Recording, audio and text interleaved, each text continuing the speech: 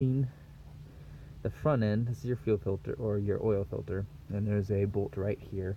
I reached it in through the top side here, and I reached the back one again through the access panel and your wheel well, which is right up here. And then I have stuffed, as you can see. I didn't lose too much fuel, but I put paper towels and a couple of rags underneath because you will lose some fuel. But cracking them were actually really easy. Didn't need to do too much, and then I just have to get the brackets, which I think is going to be the most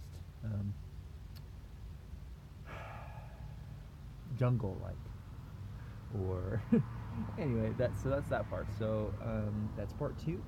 Loosening and cracking in those bolts, and making sure you have your rags and paper towels ready for any fuel that's coming out. So I'm just letting it drain out. I didn't completely take out the bolts yet. So part 3 coming in.